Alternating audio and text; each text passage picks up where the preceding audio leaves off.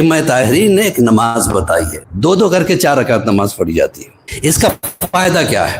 انسان بلاؤں سے محفوظ رہتا ہے، پریشانیاں دور ہوتی ہیں، اولاد فرما بردار ہوتی ہے، بزنس خراب ہوتا ہے۔ اکثر بیشتر آدمی آ کے کہتا ہے مولانا جس میں بھی ہاتھ ڈالتا ہوں پیسوں کو نقصان ہو جاتا۔ تو یہ اگر ہماری ہی وجہ سے ایسا ہو رہا ہے تو اس کے لیے نماز ضروری ہے۔ میں اکثر و بیشتر نواب آف رامپور کا قصہ سنایا کرتا ہوں۔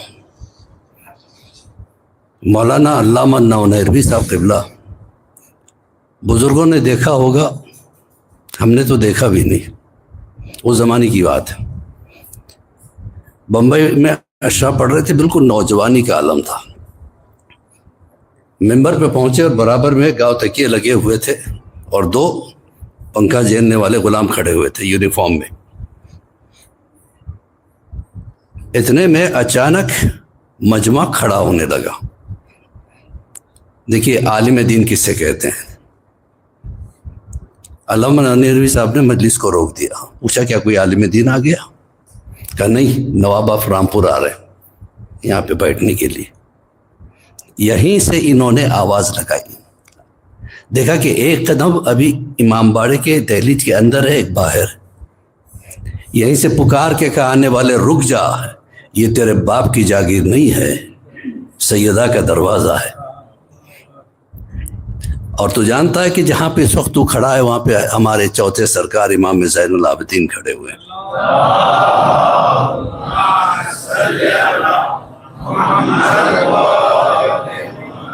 اس دن سے ان کی تقدیر بدل گئی۔ وہاں سے وہ کیا کیا کرتے تھے، آنے والوں کے جوتے اٹھاتے تھے، ریک میں رکھا کرتے تھے، اور کہا کہ اگر میں مر جاؤں تو امام باڑے کے دہلیز پہ دفن کر دینا، اور لوگوں سے کہنا عزاداروں سے کہ وہ اپنے جوتے میرے قبر پہ اتارا کریں۔ تو کس کی تقدیر کب بدل جائے، کب حسین کس کو بدل دے، نہیں کہہ سکتے۔ لہذا بڑے احترام سے آیا کریں، مجلس میں آئے تو بہت احترام کے ساتھ، یہ سوچ کے آئے کہ سیدہ کے بزم میں جانا ہے، علی کے ساتھ بیٹھنے کے لیے جانا ہے۔ ایک صلوات پڑھے بر محمد و آل محمد۔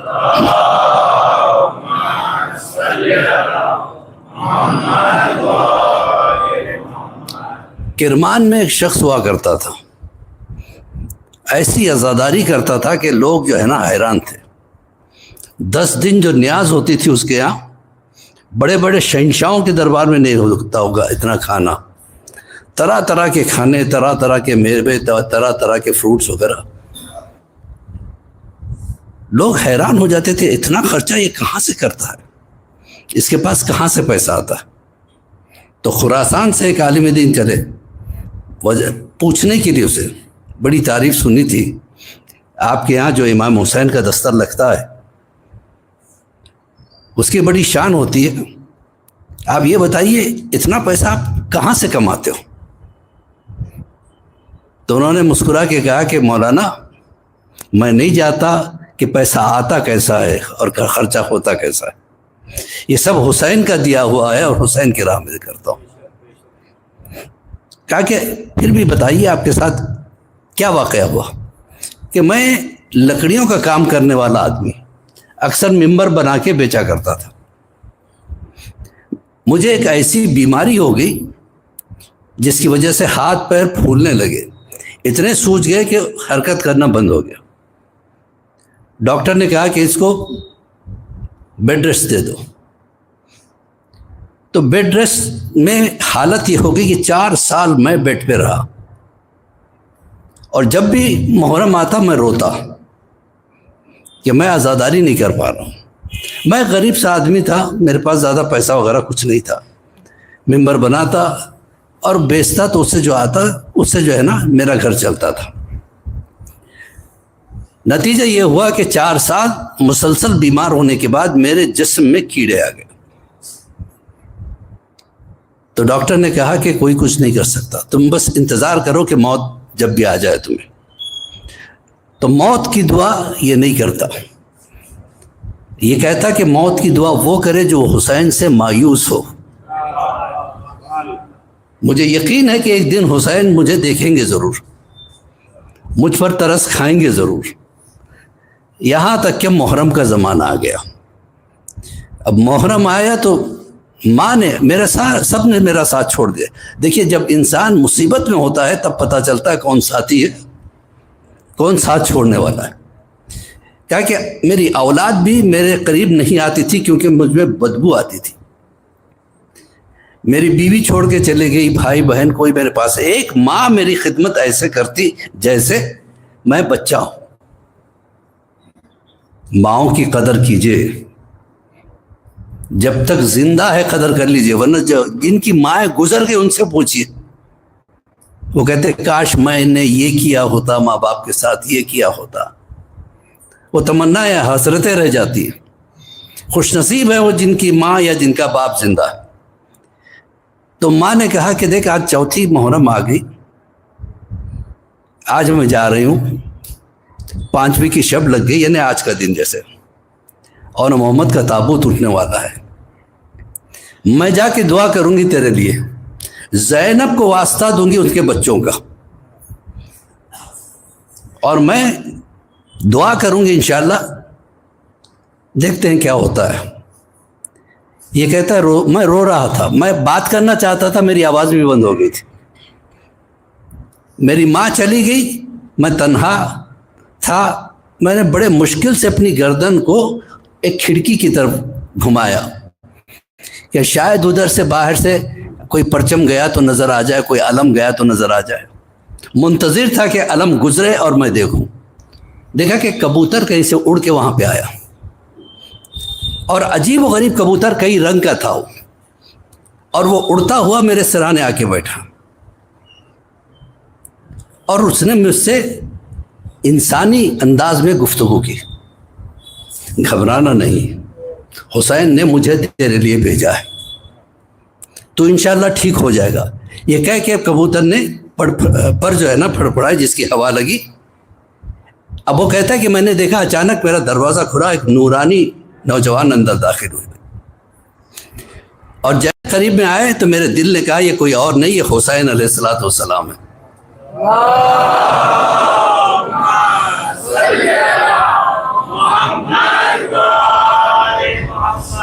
انہوں نے آنے کے بعد میرے جسم پہ ہاتھ پھیرا، کہا اٹھ. میں اٹھ کے بیٹھ گیا. اب نہ میرے پاس بدبو تھی نہ وہ بیماری باقی رہی. میں خوش ہو گیا. خوش ہو کے ایک مرتبہ میں نے آقا کے قدموں کو پکڑ لیا، کہا کہ آقا کمان کیا مانگتا ہے؟ کہا نہیں، آپ جانتے ہیں میری حاجت کیا ہے. میں کچھ مانگنے والا نہیں ہوں، بس ایک تمنا ہے کہ ہر سال میں پہلا عشرہ اس انداز میں کروں کہ لوگ آ کے جو ہے نا اس میں پارٹیسپیٹ ہوں. تو وہ تاریخ اور آج کی تاریخ ایسا دستر بھیجتا ہے جو شہنشاہوں کے دربار میں نہیں ہوتا ہوگا.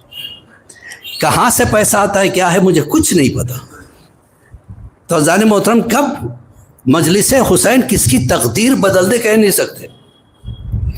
بعض لوگ کہتے ہیں مولانا بس کمٹمنٹ تھا، میں نہیں آ سکا، یہ کام آ گیا وہ کام آ گیا. تو میں ہنستے ہوئے کہہ دیتا ہوں مذاق میں کہ مجلس حسین میں آنا ہر کسی کی قسمت کی بات نہیں ہے.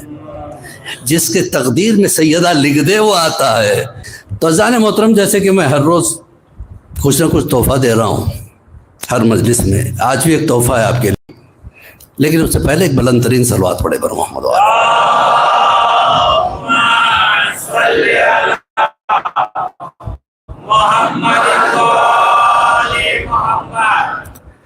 دیکھیے انسان پہ مصیبتیں کئی وجہ سے آتی ہیں.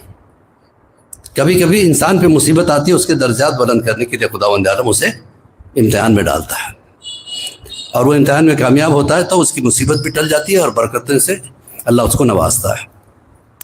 کبھی کبھی یہ ہوتا ہے کہ ہمارا خود کا کیا کرایا ہمارے اوپر آتا ہے.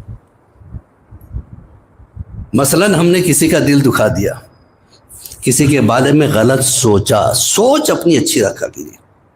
چھٹے امام جعفر صادق علیہ السلام فرماتے ہیں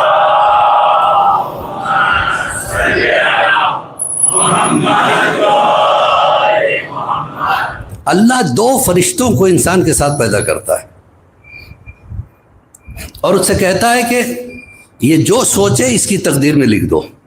اچھا سوچے تو اس کی تقدیر اچھی بنا دو، برا سوچے تو اس کی تقدیر میں پریشانیاں لکھو. تو ہمارا کیا کرایا کبھی کبھی ایسا ہوتا ہے، ہم کسی کو مذاق میں کچھ بول جاتے ہیں، ہمیں احساس نہیں ہوتا، لیکن سامنے والے کے دل پہ چوٹ لگتی ہے. اس کا نتیجہ یہ ہوتا ہے کہ آدمی پریشانی میں پڑ جاتا ہے. اب لاکھ وظیفے پڑھتا رہے، لاکھ نمازیں پڑھتا رہے، لاکھ دعائیں کرتا رہے، جب تک کہ وہ معافی نہ مانگے، لیکن جب پتہ ہی نہیں آدمی کو میرے وجہ سے کسی کو تکلیف ہوئی، تو کیا کرے انسان. کبھی کبھی ایسا ہوتا ہے کہ یاد تو رہتی ہے بات، لیکن وہ آدمی وہاں سے ٹرانسفر ہو کے کہیں اور چلا جاتا ہے. اب کیا کرے انسان؟ اس کے لیے ائمہ طاہرین نے ایک نماز بتائی ہے، نماز رد مظالم. نماز رد مظالم، دو کر کے 4 رکعت نماز پڑھی جاتی ہے. اس کا فائدہ کیا ہے؟ انسان بلاؤں سے محفوظ رہتا ہے، پریشانیاں دور ہوتی ہیں، اولاد فرما بردار ہوتی ہے، بزنس خراب ہوتا ہے. اکثر بیشتر آدمی آ کے کہتا ہے مولانا جس میں بھی ہاتھ ڈالتا ہوں پیسوں کو نقصان ہو جاتا.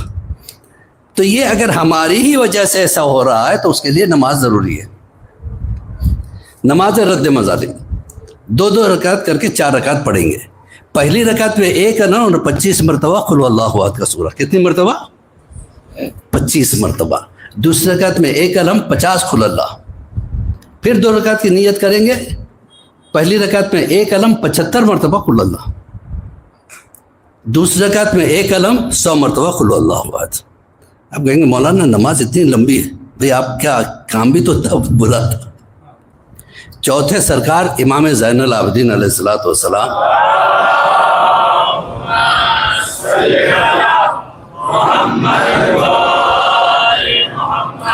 ایک جگہ سے گزر رہے تھے. کچھ لوگ کھجور کے باغ میں بیٹھے تھے کہ مولا ادھر تشریف لے آئیے.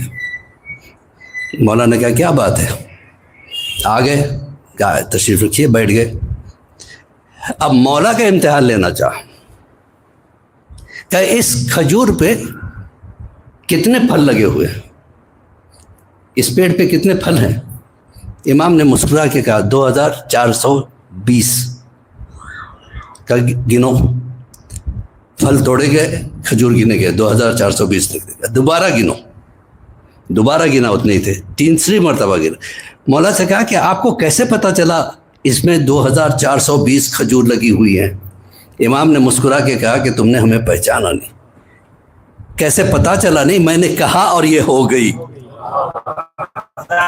ایک صلوات پڑھے پر محمد و آل محمد.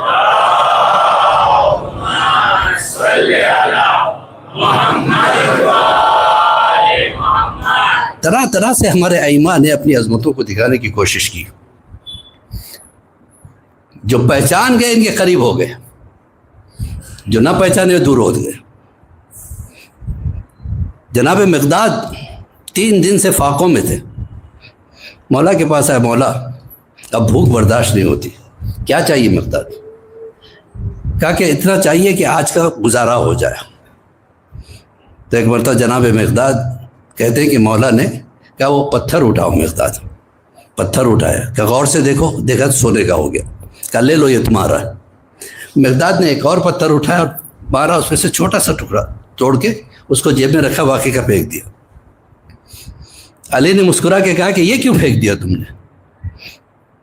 تو کہا تمہیں کل کی فکر نہیں ہے؟ مقداد کہتے مولا جس کے پاس آپ جیسا مولا ہو اسے کل کی فکر کیوں ہوگی. ایک صلوات پڑھے پر محمد و آل محمد.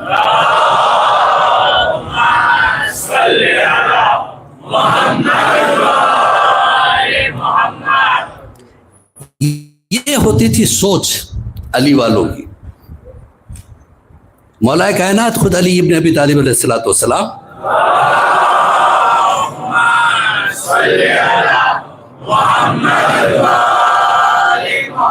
ابھی 2 دن پہلے میں نے مسجد میں بھی بیان کیا تھا. یہ میں چاہ رہا تھا کہ دوسروں تک بھی یہ فائدہ پہنچے کہ علی کی سوچ کیا ہے. اصل میں بات یہ ہے نا کہ ہم مولا کائنات کو ایک پہلوان کی شکل میں دیکھنے دیں، اس سے ہٹ کے بھی دیکھیے. علی وہ ہے کہ جس کے لفظ سے، جس کے حروف سے، جس کے جملوں سے انسان کی تقدیر بدل جائے، ہم میں چینج آ جائے، اسے کہتے ہیں فضائل علی. جناب سیدہ نے کہا کہ بچے 3 دن سے فاقے میں ہیں، یا علی کچھ ہو سکا تو کما کے لے آئیے۔ مولا اللہ پہ توکل کر کے نکلے، یہودی کے باغ میں پہنچے، مزدوری کی 7 درہم ملے، لے کے آئے۔ آ رہے تھے راستے میں سلمان فارسی ملے، مولا 3 دن سے بھوکا ہوں، 2 درہم جناب سلمان کو دے دیے۔ بچے کتنے بچے؟ 5۔ اور تھوڑا سا آگے بڑھے تھے، ایک قیدی ملا، مولا آج ہی قید سے آزاد ہوا ہوں، گھر کیسے جاؤں سمجھ میں نہیں آ رہا، جیب میں کچھ پیسے نہیں، 2 درہم اس کو دے دیے۔ بچے کتنے؟ پھر آگے بڑھے، ایک یتیم بچہ ملا کہ مولا میں یتیم ہوں، اسے 2 درہم دے دیے۔ بچہ کتنا؟ 1 درہم کا آٹا خریدا مولا نے، اور گھر جانے لگے تو جناب سلمان فارسی نے جملہ کہا، مولا ہر ایک کو کل کی فکر ہوتی ہے، اگر آج میرے پاکٹ میں 10,000 ہیں تو میں آج خرچ نہیں کروں گا پورے، آج 1000 کروں گا، کل کے لیے 1000 رکھوں گا، پرسوں کے لیے 1000 رکھوں گا۔ حالانکہ زندگی کا کوئی یقین نہیں ہے، لیکن پھر بھی بچت کرتا ہے انسان کل کی فکر میں۔ کیا جملہ ہے میرے مولا کا! اور جب بھی مجھ پہ پرسنلی فائنینشیل کرائسس آئے ہیں، مجھے اس جملے نے مضبوط بنایا ہے۔ سلمان فارسی کی طرف مسکرا کے مولا نے دیکھ کے کہا، سلمان کیا کہا تم نے؟ کل کی فکر کیوں نہیں کرتا ہوں؟ سنو سلمان، میں کیسے اس خدا پہ شک کروں جو آج تک کھلایا کل نہیں کھلائے گا؟ دیکھیے کتنا موٹیویشن ملتا ہے مولا کی ذات، علی ابن ابی طالب علیہ السلام کی ذات سے کتنا موٹیویشن ملتا ہے۔ پرسنالٹی ڈیولپمنٹ کلاسز کو ہم اٹینڈ کرتے ہیں اور دنیا کا خرچ کرتے ہیں، کبھی نہج البلاغہ اٹھا لیتے، اسے سمجھنے کی کوشش کرتے، اس کے جملوں کو سمجھنے کی کوشش کرتے تو زندگی بدل جاتی۔ کوفے کے مسجد میں مولا کائنات تشریف فرما ہے، دقۃ القضاء آج بھی وہ جگہ ہے جہاں زائر جاتے ہیں زیارت کے لیے، مولا بیٹھے ہوئے ہیں اور انصاف کر رہے ہیں، کیسز آ رہے ہیں، کیسز کو سالو کر رہے ہیں۔ اتنے میں ایک شخص آیا، کہنے لگا، یا علی اب تک جو یہاں بیٹھتے تھے وہ تخت پہ بیٹھتے تھے، آپ زمین پہ کیوں بیٹھے؟ کچھ سٹیٹس کا خیال کر لیتے، آپ وقت کے خلیفہ ہیں، آپ زمین پہ کیوں بیٹھے؟ کیا جواب دیا میرے مولا نے! میں دیکھنا چاہتا ہوں کس کے دل میں بات اتری ہے اور کس کے سر پہ سے گزر گئی۔ مولا نے کہا کہ میں کرسی پہ اس لیے نہیں بیٹھتا ہوں کہ زمین پہ بیٹھنے والا کبھی گرتا نہیں ہے۔ ایک صلوات پڑھے ور محمد و آل محمد۔